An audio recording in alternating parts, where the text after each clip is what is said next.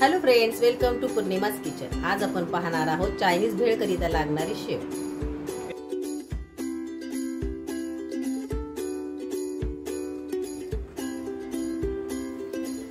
प्रथम आपण 250 ग्राम मैदा घ्यायचा आहे।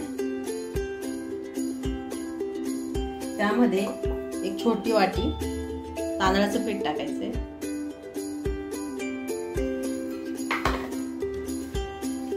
चवीनुसार मीठ टाकायचं।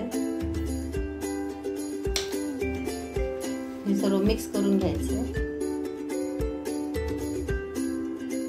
त्यानंतर त्यामध्ये थोडंसं तेल टाकायचं, 1-2 चमचे।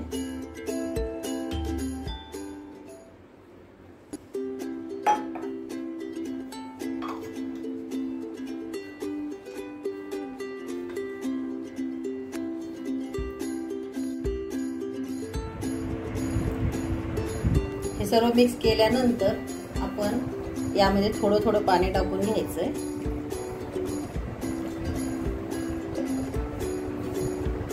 आणि हे मळून घ्यायचंय।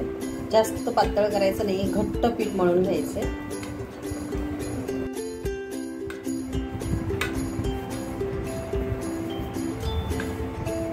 आपलं हे पीठ मळून झालेलं आहे। घट्ट असं पीठ मळायचंय आणि 10 मिनिटं झाकून ठेवायचं।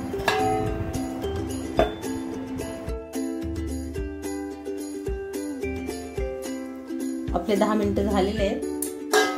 ते पीठ पुन्हा आपण हाताने थोडंसं मळून घ्यायचंय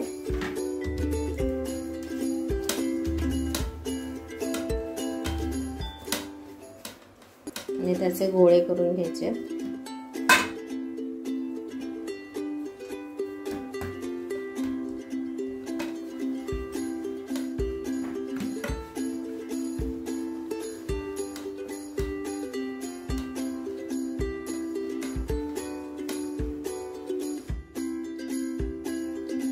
आपण असे लांबगोळे करून घेतले आणि आपला दिवाळीचा चकलीचा जो साचा असतो त्याला आपण शेवची चकती लावून त्याच्यामध्ये आपण हे करणार आहोत। त्याआधी आपण याला तेल लावून घ्यायचं। इथे पण आतमध्ये तेल लावून घ्यायचं।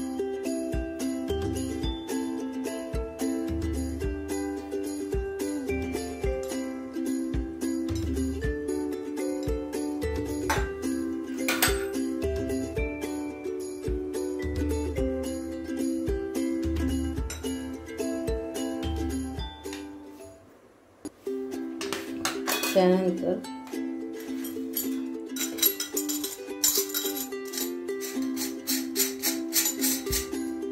आपण हा गोळा त्याच्यात टाकून घ्यायचा।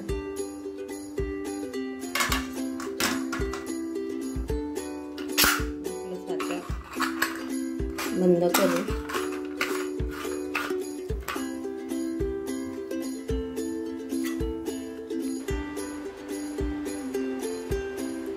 आपण तेल गरम करत ठेवलं होतं। आपण हे सगळं भरून बंद करून आता ही शेव तेलामध्येच पाडून घ्यायची।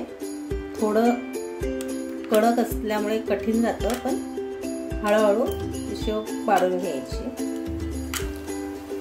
जशी आपण दिवाळीची शेव करतो त्या पद्धतीत टाकली तरी चालेल, किंवा मग ती अशी कट करून घेतली तरी चालेल।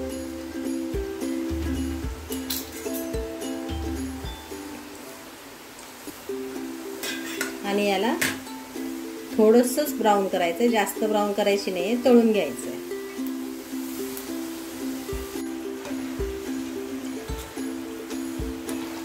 लाईट ब्राऊन झालेल्या आहेत आपल्या शेवया, त्या आता आपण काढून घ्यायच्या।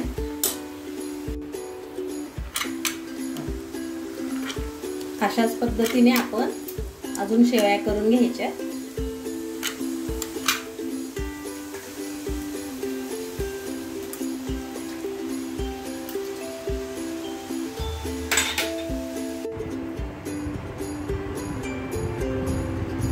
आपली ही होममेड चायनीज शेव तयार झालेली आहे. तुम्ही बघू शकता कडक देखील झाली आहे. माझी ही रेसिपी तुम्हाला आवडली असल्यास लाईक करा, शेअर करा आणि सबस्क्राईब करा. थँक्यू.